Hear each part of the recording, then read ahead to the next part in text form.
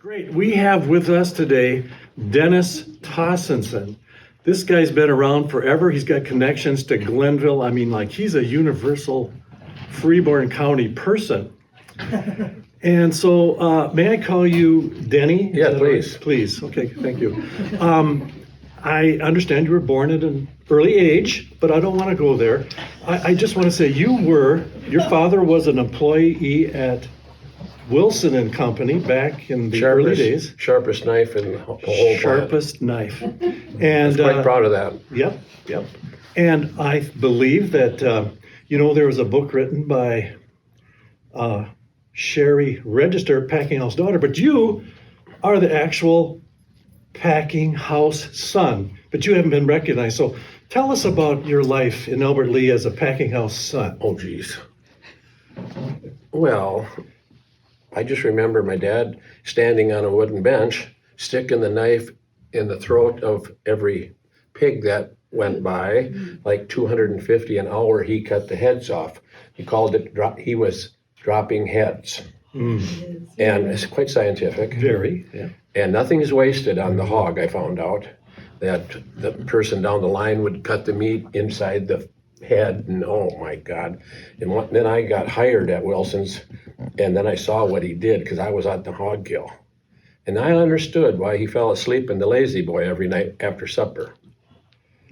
10 hours a day, keeping your knife sharp in between pigs. And my mother would say, "Come on, we're going over to Katie and Ed's to play cards." God, he went, huh?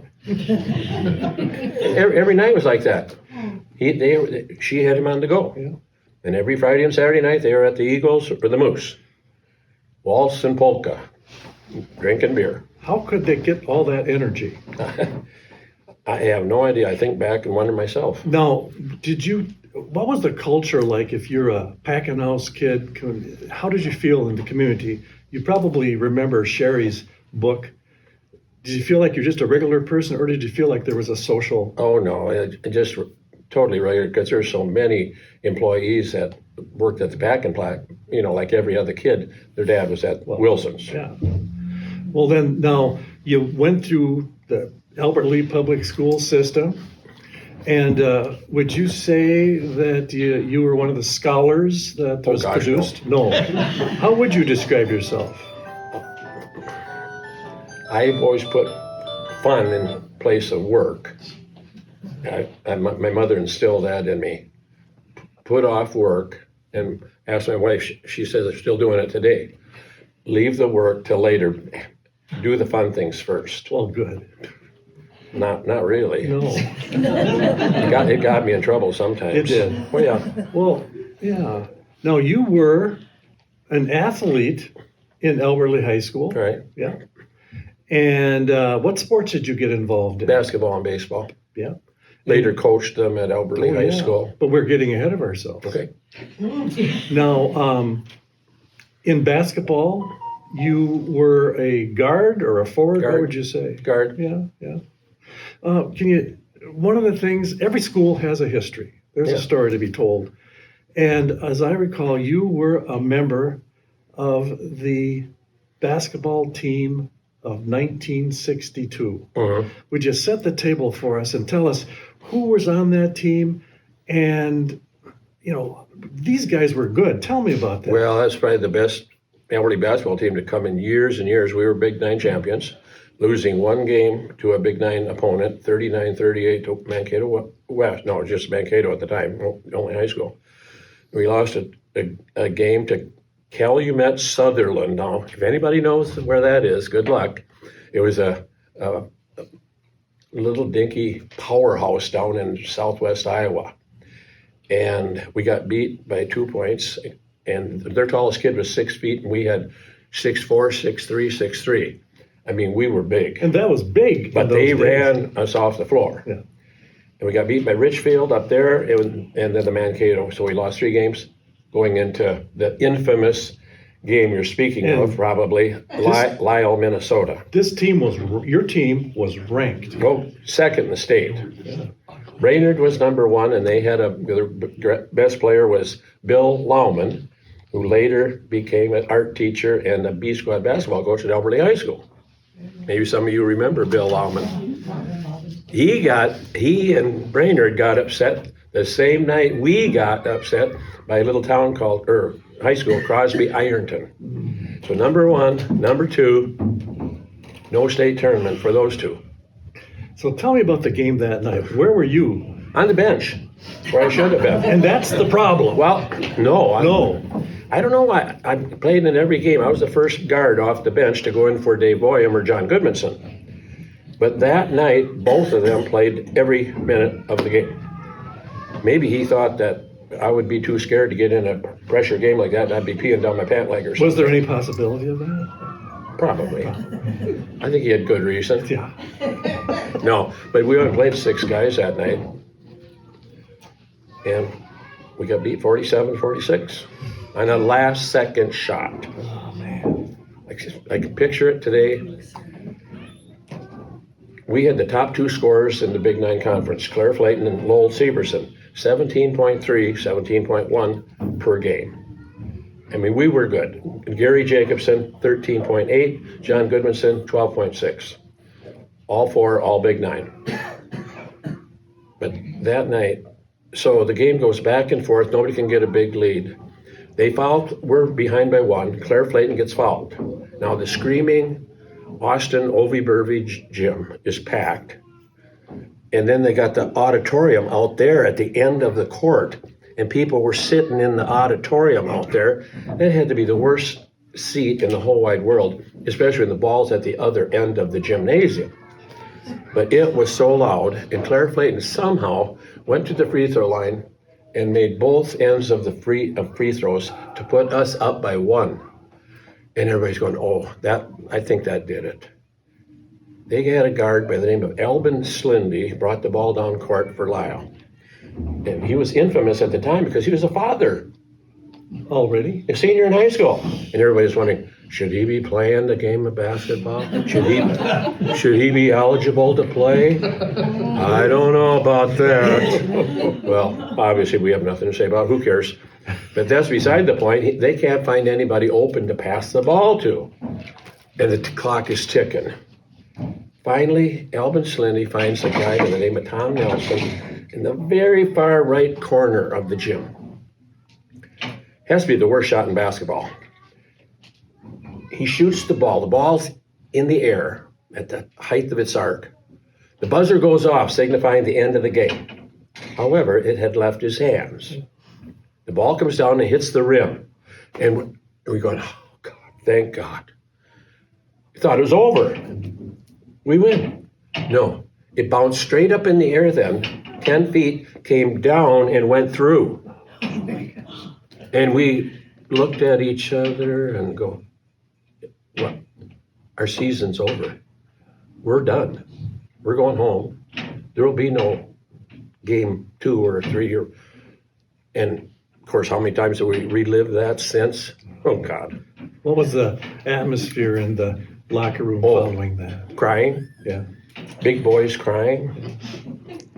And the coach came down, the door and says, guys, we got to go upstairs and get the runner-up trophy. We go, ain't going up. Poor sports, call it. Maybe. But nobody would leave the locker room. So he had to go up and accept the runner-up trophy himself. And it was a long ride home, 18 miles to Alberta. You know, I think we should move on to happier times. You eventually went to college. Does that surprise you? No, but it probably surprised a few people. Yeah, it did. All the students Now that I had later. Well, tell us about your college experiences. You became a scholar at that point. Oh, get over it. Well, I was such a scholar that State College of Iowa in Cedar Falls asked me to leave. You were invited to leave. Yes. Yes. But there was one good thing that happened. Somewhere along the way, you met a very fine lady named Beth. Your wife. Oh. Can you tell me how that happened? Well, how did you meet does Beth? anybody remember Ron Holton, the infamous realtor? Ron and I grew up 6 houses apart. on the ritzy part of town called St. Peter Avenue. Oh, like 100 yards from the railroad track. And Ron was without a college at that time also, up at Mankato. They asked him to leave. So he calls me and says, you got room for one more person down in Cedar Falls? I said, yeah, but I'm not going to be here long. I think I'm going home, get a job, and then transfer to Bemidji where Grandma had a log cabin. So Ron comes down and we tried to party every night. Of course. Well, what else could you do? Well, there was no alcohol I had at no this college house to there. go to. So Ron had heard that there was all Albert Lee party in Minneapolis. Well, Ron and I did not want to miss out on any party, especially with all Albert Lee kids. So we hitchhiked. Well, Ron's car wouldn't be good enough to make it. No. Somehow we got to this apartment where they all Albert Lee. Well, my young lady, now my wife, she was there. I knew who she was, but she was 2 years behind me in school. So I guess we were talking. Now, keep in mind, this is 57 years ago. You don't remember it I very can't well. quite remember everything, but supposedly, I don't know after how many beers, but I said to her, I think you and I are going to fall in love someday. Good line. I like that. Well, I don't hardly remember it, but it wasn't totally false. No, obviously not. And turned out to be a true story. That's great. Yeah. You know? But now we have to move ahead. You were one of the few people who returned to Albert Lee. Gary Jacobson, alias Jake. Yep. I couldn't think of his name being Gary. No. But John Goodmanson, Yeah. who became a lawyer, Yeah. who passed away in Yes, he did. 2009. And then myself. And we were the only ones who returned from that team. And you became the Phi Ed teacher here. Well, a Phi Ed teacher. A Phi Ed teacher. Elementary in the beginning. Yeah. And that's where you became Mr. T. Yeah, well, real soon because they couldn't say my last name. No. First graders could. Well, it's I a- was called Mrs. Thompson, and I go, you know what? After hearing all this, and they couldn't say Tostenson. No. So I said, what is this? And they said, T? I said, well, let's call me T, Mr. T. So even today, all these years later, 20 years after I retired, I'm still to them. It's a tribute to Albert I Lee see them education. in local establishments. Now, how did people look upon you as a Phi Ed teacher? I mean, there is a respect that goes with being a teacher. Well, How did you work for I you? think of the little first grader who came up to me after class at Hawthorne Elementary, where I attended when I was a kid. He said, Mr. T, what do you do for work? I go, is this a loaded question? I said, this is my job. He goes, no, I know. You come and play with us. But he said, like my dad works at Wilson's. Where do you go to work? And my patience is running thin here. I'm going, this is my job. Playing with you kids. I got 9 more classes after I say goodbye to you. And that play becomes work after a while, especially putting up with little critters like you. And then I go on to Lakeview, then I go to Ramsey, then I go to Northside, Oakwood, and Hayward even. Right, Jerry? Yes. And Did you get more respect from the teachers than you did from the kids? well, then I moved to the high school. Yes. And I still do the crossword puzzle. No, I try to do the crossword puzzle every day, the Minneapolis. So I was doing that in high school, and during my break, prep period, we'll call it, I was on my way to the teacher's lounge to work on my crossword puzzle. Well, this infamous science teacher, older man, he looks at me, and we're the only two in the hallway, the class is in session, and he looks at me and he goes, I can't believe it. A Phi Ed teacher doing crossword puzzles. Impressive. And I said, you know what, Orv, believe it or not, I've got a master's degree besides. That was Orv Erickson? Yeah. Yeah. How'd you? Oh my goodness. Gosh. You are sharp. I am, thank you. But then kids in 10th grade, I loved the 10th graders. I'd sit out in the locker room, wait for the bell to ring with them. And I'd ask them a bunch of questions like, what are you going to do after high school? And how about the game tonight? And so on. And then they saw that I was always the one asking them questions. One kid said, well, I should ask Mr. T something. So he would say something like, Mr. T, you went to college, didn't you? I'm going, oh my God. Oh no, I just played badminton, ping pong all day. And I said, yes. And then another question would be, you get paid the same as like Mr. Todd, the physics teacher? Yes. But you were one of those FIA teachers that really got it, I think. A lot of times when they came to choosing up teams, it was really a cruel experience. What was your philosophy on that? I said the worst thing that could ever happen in any of my classes is for some person to have their feelings hurt. If you hurt a person's feelings, you will not be in my gym very long. You will be gone, because I will not put up with it. And they knew that. And I held true to that all the time. I would send them in the hallway and sit down, and you're not coming in here any longer. I'll let you know when to come back. It won't be today, by the way. And to choose teams, I always felt bad for the person who was chosen last. And so to make sure that never happened, I would choose 4 captains to choose the 4 volleyball teams or whatever. And if hopefully they played the game or basketball or whatever, I chose leaders who played the game if possible. Then those 4 and me would go over in the corner, and the other kids would be shooting buckets or whatever. And then we would choose the teams. So nobody would know in what order they were chosen. That's good. And so then I would announce when we got out, I would announce to the class who was on which team. And the worst kid in the class, I may choose or say his name or her name third on Jake's team or something. So nobody ever knew in order that they were chosen. I like that. Now, unfortunately, you eventually had to retire. Yep. Hard to believe. And you're just very young today. So, tell me, I'm sure they threw a wonderful event for you at your retirement. Yes. And you, of course, got up and gave an inspired speech. I was sitting at the Elks Club with my friend Ori Jerley, and Ori looks at me and he says, Denny, what are you going to say when they announce you to come up to the podium? I said, what? What do you mean say what? He goes, well, we got to say something. I said, I don't have anything prepared. He said, well, you got to say something. So now, oh my God, what do I say? Oh, a bunch of teachers out there, Oh God, now it's my turn. Ad lib, wing it.